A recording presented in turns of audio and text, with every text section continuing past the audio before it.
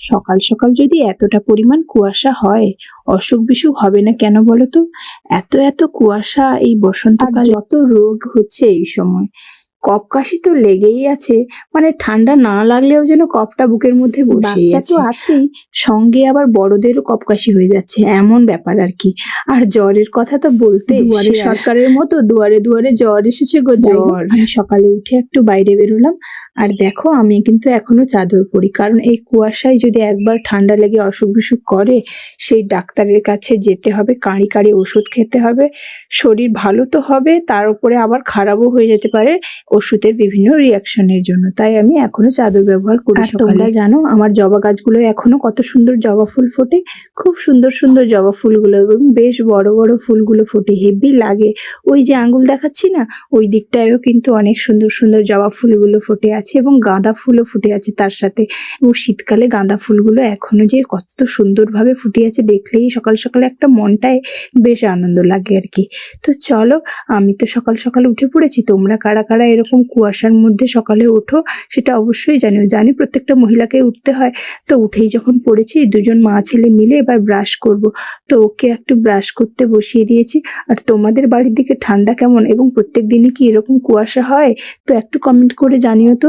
আর কুয়াশার মধ্যে কোনো কি ঘরোয়া টিপস আছে যেটা করলে আমাদের শরীর সুস্থ থাকবে, কফ কাশি কম হবে, ঠান্ডা কম লাগবে? তো এরকম কোনো টিপস জানা থাকলে আমাকে একটু হেল্প করো। বাড়ির সামনের একটা জিনিস তোমাদেরকে দেখাবো, খুবই ইন্টারেস্টিং, চলো আগে দেখাই, তারপরেই বুঝতে পারবে জিনিসটা কি। এই যে আমি বসে আছি, এর সামনে একটা বড় পুকুর আছে, আর পুকুরটাতে এত পরিমাণ হিঞ্চে শাক হয়েছে কি বলবো, না দেখলে বিশ্বাসই করতে পারবে না। এই পুরো পুকুরটা জুড়েই হিঞ্চে শাক, আর এত সুন্দর লাগে খেতে। আমরা তো ভাতে সেদ্ধ করে খাই, তারপরে যেসব দোকানিগুলো চপ ভাজে না, ওই হিঞ্চে শাকের চপ হয়, ওরা ওইগুলো দিয়ে কিন্তু হেভি বড় বড় চপ তৈরি করে, আর খেতে কিন্তু খুব টেস্টি হয়। একদম আমার বাড়ির সামনেই হয়েছে, পুরো পুকুরটা ভর্তি শাকে।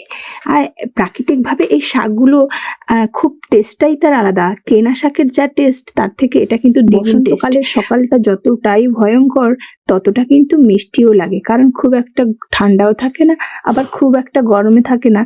পরিবেশটা খুব সুন্দর, উপভোগ করতে গিয়ে আবার জ্বর না বাঁধিয়ে বসি, তাই বেশিক্ষণ বাইরে থাকলাম না, বাড়ি চলে যাব দুজনে। তো তার আগে ঝটপট ব্রাশটা করে নেব। আর সকালটা সত্যি এতটাই সুন্দর লাগে যে ভিডিও না করে আমি থাকতেই পারলাম না। তো আজকে কিন্তু এই শাকগুলো তুলে আমি ভাতে দিয়ে সেদ্ধ করে, সর্ষের তেল দিয়ে সেদ্ধ করে মেখে খাবো, এত টেস্টি হয়। আমার ছেলে একটু খাওয়ার সময় বায়না করে খাবে না বলে, কিন্তু ও ঠিক খেয়েই নেয় তারপরে। তো কেমন লাগলো ভিডিওটি অবশ্যই জানিও, আর যদি ভালো লাগে একটু লাইক কমেন্ট করে দিও, আর পেজটাকে ফলো করতে ভুলে যেও না। তো টাটা গাইস, দেখা হবে নতুন কোনো ভিডিওতে, নতুন কোনো ব্লগে।